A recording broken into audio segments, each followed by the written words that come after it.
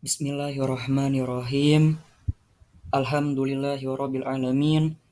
Allahumma shalli wa sallim ala sayyidina Muhammadin miftahi babi rahmatillah adada ma fi ilmillah. Salatan wa salaman daimaini bidawami mulkillah wa ala alihi wa sahbihi. Assalamualaikum warahmatullahi wabarakatuh. Puji beserta syukur marilah kita panjatkan kepada Allah Subhanahu wa taala yang telah memberikan beribu-ribu nikmat, tidak lupa salawat dan salam tercurahkan kepada Nabi Muhammad SAW, keluarganya beserta sahabatnya. Semoga kita semua mendapatkan syafaatnya dan mendapat petunjuk hingga hari kiamat nanti. Terima kasih kepada teman-teman yang telah hadir kembali dalam pembelajaran online ini, yang dimana pada kesempatan kali ini saya akan sedikit membahas terkait materi dengan judul adab mu'alim atau adab guru. Baiklah, maka daripada itu, untuk mempersingkat waktu, saya akan memulainya.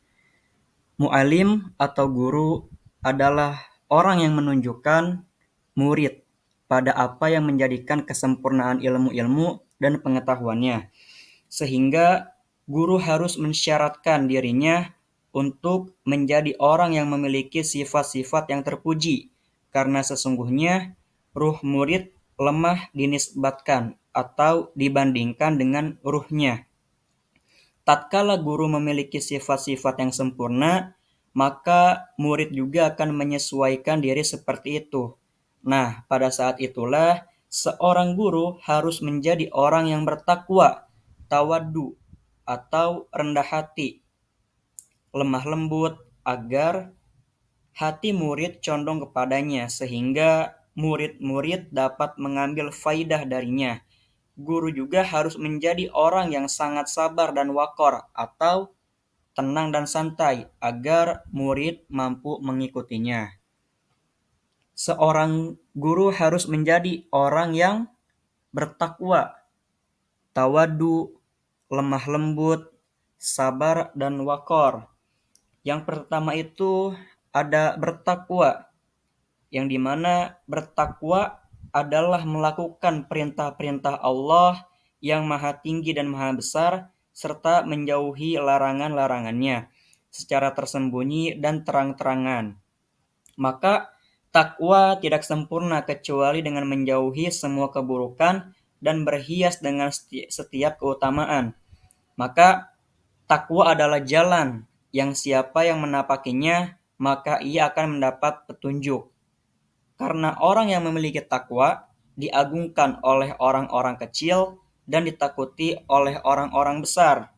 Setiap orang berakal melihat bahwa orang takwa lebih berhak kebaikan dan kebagusan. Lalu yang kedua itu ada tawadu atau rendah hati, atau juga bisa disebut dengan tidak sombong.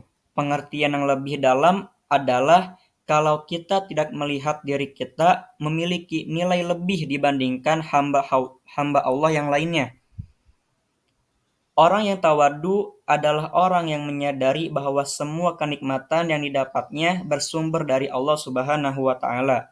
Tawadu ialah bersikap tenang, sederhana, dan sungguh-sungguh menjauhi perbuatan takabur atau sombong, ataupun sum'ah, ingin diketahui orang lain amal kebaikan kita.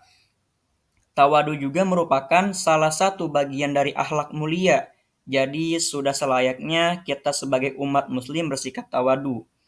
Tawadu ini dapat juga menunjukkan adanya kerendahan dan kesederhanaan yang ada pada dirinya kepada orang lain, meskipun sebenarnya dirinya sendiri memiliki status yang lebih tinggi daripada orang lain tersebut. Orang yang memiliki akhlak ini biasanya akan senantiasa merendahkan hatinya dan berlaku santun terhadap orang lain, sehingga tidak merasa bahwa dirinya itu memiliki nilai lebih dibandingkan orang lain. Lalu yang ketiga itu lemah lembut, agar hati murid condong kepadanya, sehingga murid dapat mengambil faidah darinya.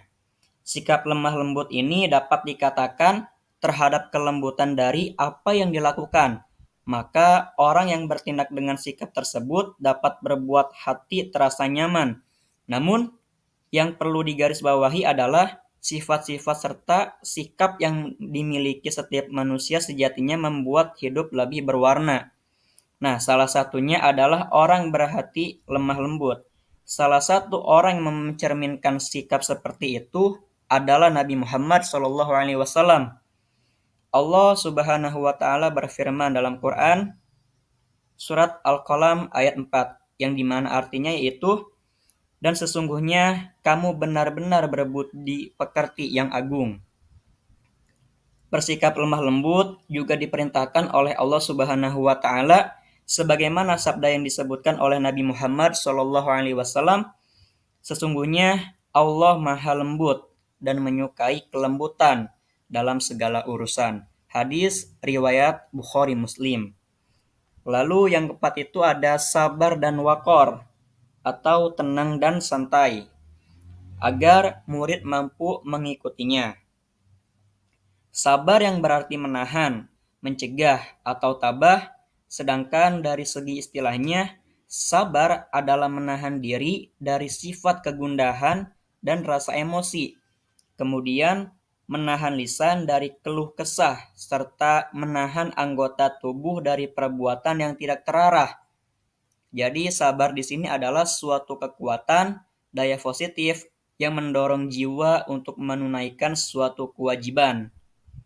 Di samping itu pula, bahwa sabar adalah suatu kekuatan yang menghalangi seseorang untuk melakukan kejahatan. Orang yang sabar akan tahan menerima hal-hal yang tidak disenangi atau tidak mengenakan dengan ridho dan menyerahkan diri kepada Allah Subhanahu wa taala. Sabar merupakan salah satu kunci untuk meraih kebahagiaan dan ketenangan hidup. Lalu kemudian yang pertama itu ada guru harus menjadi orang yang memiliki kasih sayang kepada para murid, menyukai mereka, agar kecintaan mereka semakin besar atas terhadap apa yang dia sampaikan kepada mereka. Ada anggapan bahwa guru adalah orang tua kedua bagi para murid, dan ini benar adanya. Hubungan kasih sayang antara guru dan murid memiliki pengaruh timbal balik. Ketika guru tidak mencintai anak didiknya, maka hal yang mustahil bagi guru untuk membimbingnya. Sedangkan ketika guru mencintai anak didiknya, maka yang ada adalah semangat untuk mendidik mereka. Sebagai pendidik yang beriman dan didasari nilai-nilai agama, guru yang baik diharapkan mempunyai cinta dan kasih sayang kepada murid-muridnya. Apabila kriteria sebagai bekal tersebut bisa dimiliki oleh guru, maka tidak menutup kemungkinan guru akan berhasil mendidik anak-anak didiknya yang di kemudian hari murid-muridnya tersebut akan menebarkan kebaikan pada masa yang akan datang karena memiliki bekal seperti yang telah diberikan gurunya dalam cinta dan kasih sayangnya. Lalu yang kedua itu adalah dia mampu memberi nasihat kepada mereka dan mengajari adab kepada mereka sehingga adab mereka semakin baik. Memberikan suatu nasihat dan teguran kepada murid harus dengan ilmu. Setiap ungkapan dan tindakan yang dikeluarkan baik secara lisan ataupun perbuatan akan mempengaruhi psikologis seorang murid. Maka dari itu, sebelum bertindak, guru harus berilmu dalam setiap tindakan. Karena tindakan yang dilakukan oleh guru sudah termasuk ilmu yang akan didengar, dilihat, dan diamati oleh murid. Mengajarkan atau mengamalkan ilmu yang bermanfaat itu dapat dilakukan baik melalui pendidikan formal ataupun non-formal. Kegiatan yang dapat dilakukan seperti diskusi, ceramah, dakwah, dan lain sebagainya termasuk dalam kategori ini adalah berdakwah dengan YouTube, menulis buku yang berguna, dan mempublikasikannya. Ilmu yang bermanfaat sebagaimana ditawarkan dalam Kitabul Ilmi karya Muhammad bin Shalih Al-Utsaimin. harus memenuhi 12 kriteria dalam adabnya, yaitu yang pertama, niat yang ikhlas. Yang kedua, menghilangkan kebodohan. Yang ketiga, membela syariat. Yang keempat, berlapang dada. Yang kelima, mengamalkan. Yang keenam, berdakwah. Yang ketujuh, hikmah. Yang kedelapan, sabar. Yang kesembilan, memuliakan ahli ilmu atau guru dan ulama.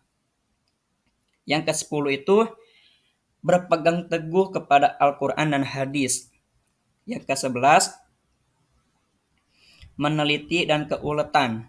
Lalu yang ke-12 yaitu bersungguh-sungguh dalam memahami Al-Quran dan hadis. Sebagai pendidik yang beriman dan didasari nilai-nilai agama, guru yang baik diharapkan mempunyai cinta dan kasih sayang kepada murid-murid dengan dibekali 12 kriteria di atas. Apabila 12 kriteria sebagai bekal tersebut bisa dimiliki oleh guru, maka tidak menutup kemungkinan guru akan berhasil mendidik anak-anak didiknya yang di kemudian hari murid-muridnya tersebut akan menebarkan kebaikan pada masa yang akan datang karena memiliki bekal seperti yang telah diberikan gurunya dalam cinta dan kasih sayangnya. Lalu yang ketiga itu, dan tidak membebani mereka pada materi-materi yang tidak mampu mereka capai. Seorang guru harus mempertimbangkan dalam memberikan pertanyaan. Tingkat kemampuan seorang murid tidaklah sama. Cara belajar mereka juga berbagai macam yang berbeda. Maka di sini guru juga mesti bijak. Jika di dalam memberikan suatu pertanyaan, berikanlah pertanyaan yang sesuai dengan tingkat kemampuan, pengalaman, dan penguasaan masing-masing murid. Jika tidak bijak di dalam memberikan suatu pertanyaan, maka akan berdampak tidak baik pada murid. Murid akan merasa frustasi dan merasa kesulitan sehingga munculkan rasa tidak nyaman belajar dengan gurunya tersebut. Untuk mengatasi hal tersebut, perlu banyak guru harus belajar dan mempelajari berbagai macam ilmu sesuai dengan tingkat keahliannya.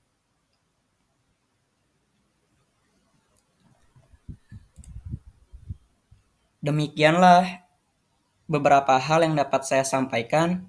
Semoga apa yang disampaikan tadi dapat memberi manfaat dan kebaikan bagi kita semua.